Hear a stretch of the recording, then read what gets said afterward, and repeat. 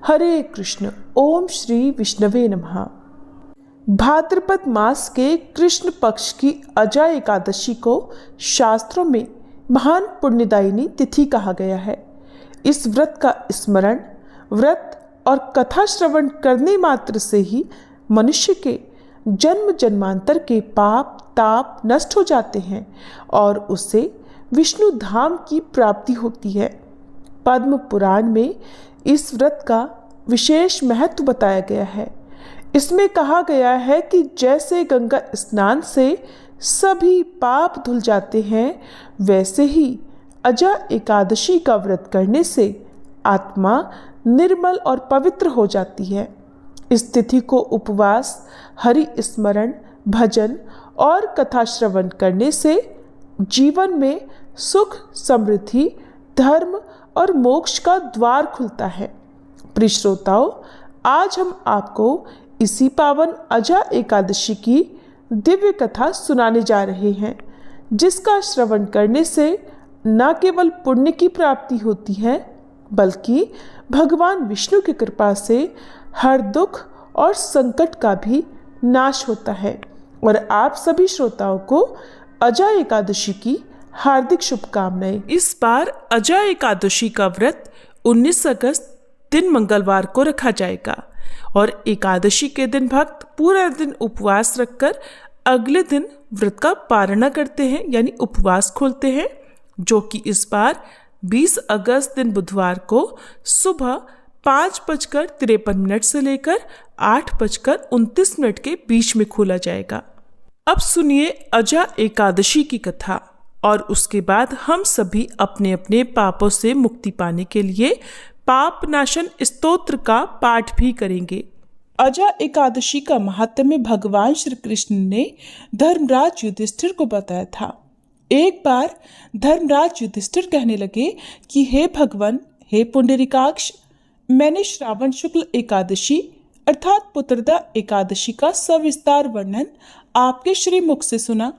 अब आप कृपा करके मुझे भाद्रपद माह के कृष्ण पक्ष की एकादशी के विषय में भी बतलाइए।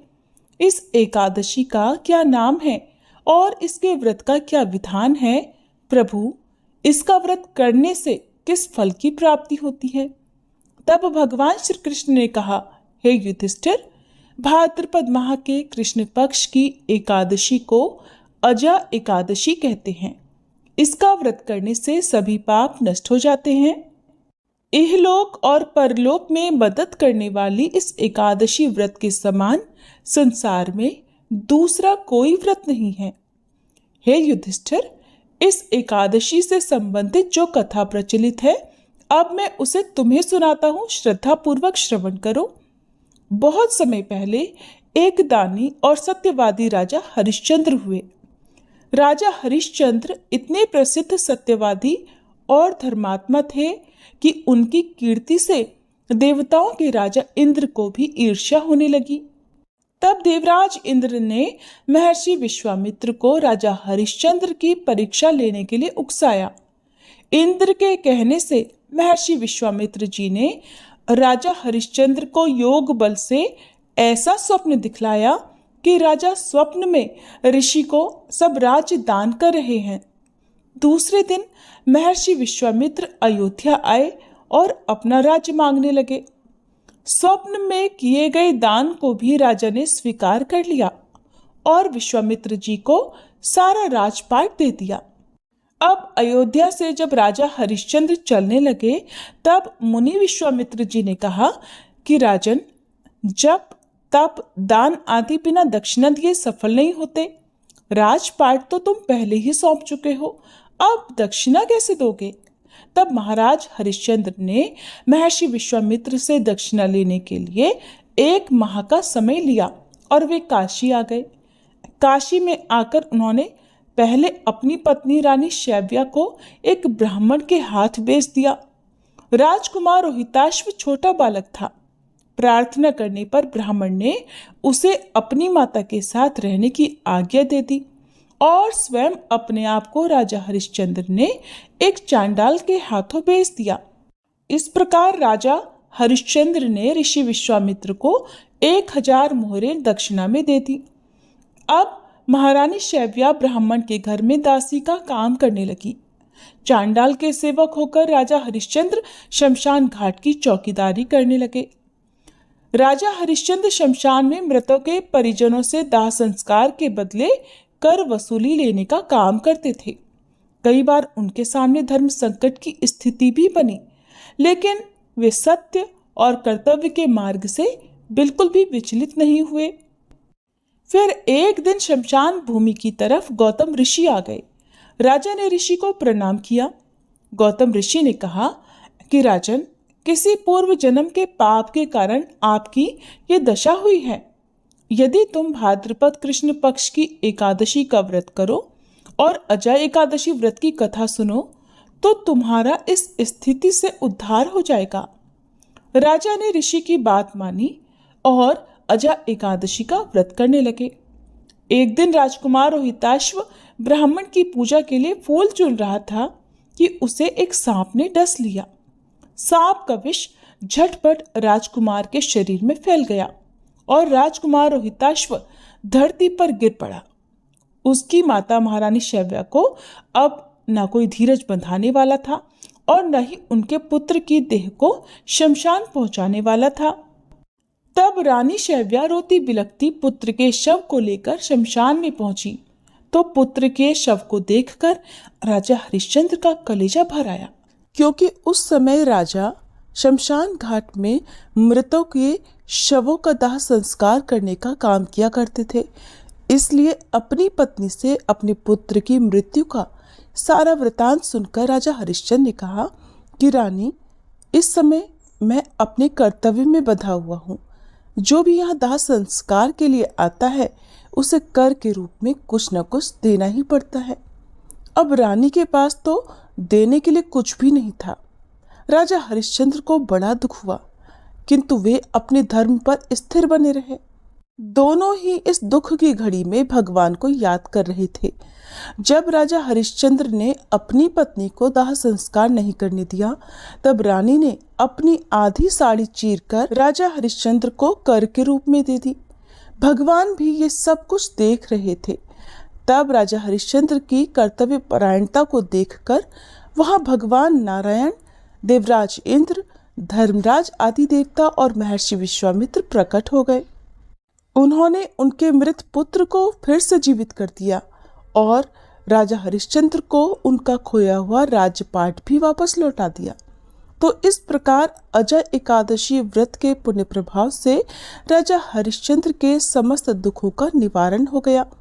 सत्य के प्रभाव से राजा हरिश्चंद्र महारानी शैव्या के साथ भगवान के धाम में चले गए। महर्षि विश्वामित्र ने राजकुमार रोहिताश्व को अयोध्या का राजा बना दिया।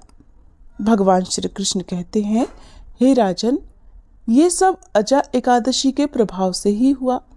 इसलिए जो मनुष्य यत्न के साथ विधि पूर्वक इस व्रत को करते हुए रात्रि जागरण करते हैं, उनके समस्त पाप नष्ट होकर अंत में वे स्वर्ग लोक को प्राप्त होते हैं।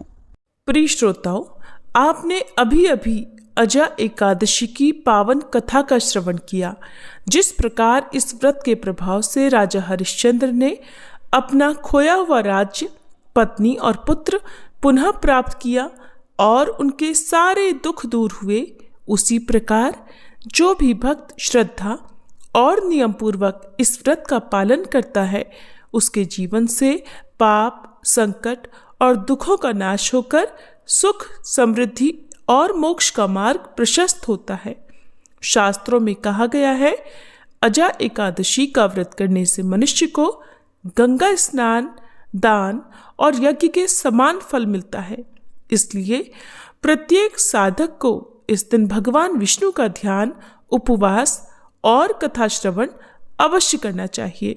अंत में हम यही प्रार्थना करते हैं कि भगवान श्री हरि विष्णु की कृपा से आपके जीवन में भक्ति, शांति, ऐश्वर्य और कल्याण का वास हो। अब सभी सुनिए पापनाशन स्तोत्र का हिंदी अनुवाद।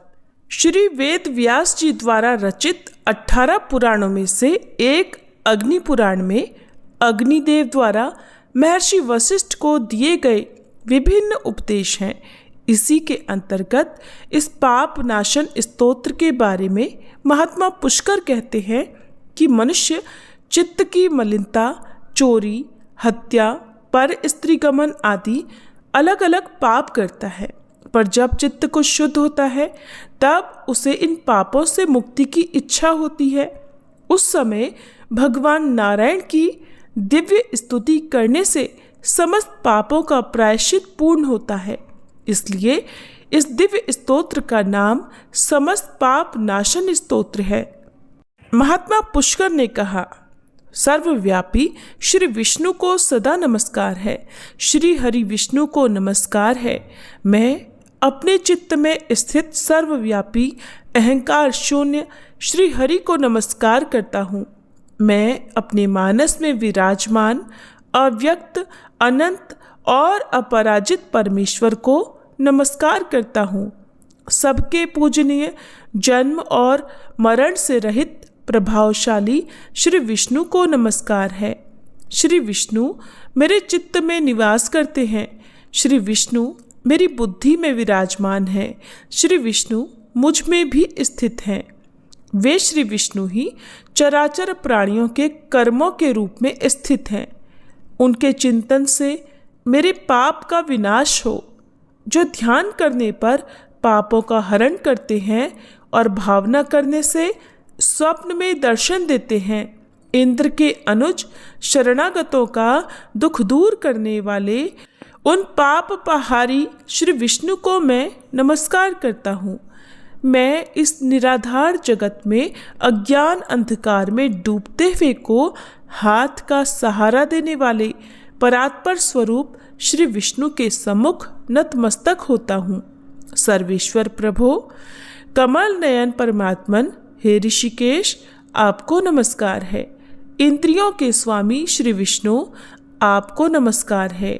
नरसिंह, अनंत स्वरूप गोविंद, समस्त भूत प्राणियों की सृष्टि करने वाले केशव, मेरे द्वारा जो दुर्वचन कहा गया हो अथवा पाप पूर्ण चिंतन किया गया हो, मेरे उस पाप का प्रशमन कीजिए, आपको नमस्कार है। केशव, अपने मन के वश में होकर मैंने जो न करने योग्य अत्यंत उग्र पाप पूर्ण चिंतन किया है, उसे शांत कीजिए। परमार्थ परायण ब्राह्मण प्रिय गोविंद, अपनी मर्यादा से कभी च्युत न होने वाले जगन्नाथ, जगत का भरण पोषण करने वाले देवेश्वर, मेरे पाप का विनाश कीजिए। मैंने मध्याह्न, अपराह्न, सायंकाल और रात्रि के समय जानते हुए अथवा अनजाने शरीर, मन एवं वाणी के द्वारा जो पाप किया हो, पुंडरीकाक्ष, ऋषिकेश, माधव, आपके इन 3 नामों के उच्चारण से मेरे वे सब पाप क्षीण हो जाएं। हे कमल नयन लक्ष्मीपते, इंद्रियों के स्वामी माधव, आज आप मेरे शरीर एवं वाणी द्वारा किए हुए पापों का हनन कीजिए। आज मैंने खाते, सोते, खड़े, चलते अथवा जागते हुए मन, वचन और शरीर से जो भी नीच योनि और नरक की प्राप्ति करने वाले सूक्ष्म अथवा स्थूल पाप किए हो, भगवान वासुदेव के नामोच्चारण से वे सब विनष्ट हो जाएं। जो परब्रह्म, परम धाम और परम पवित्र हैं, उन श्री विष्णु के संकीर्तन से मेरे पाप लुप्त हो जाएं, जिसको प्राप्त होकर ज्ञानी जन पुनः लौट कर नहीं आते।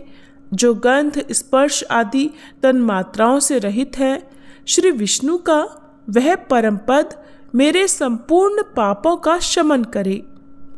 जो मनुष्य पापों का विनाश करने वाले इस स्तोत्र का पठन अथवा श्रवण करता है, वह शरीर, मन और वाणी जनित समस्त पापों से मुक्त हो जाता है और समस्त पाप ग्रहों से मुक्त होकर श्री विष्णु के परम पद को प्राप्त होता है।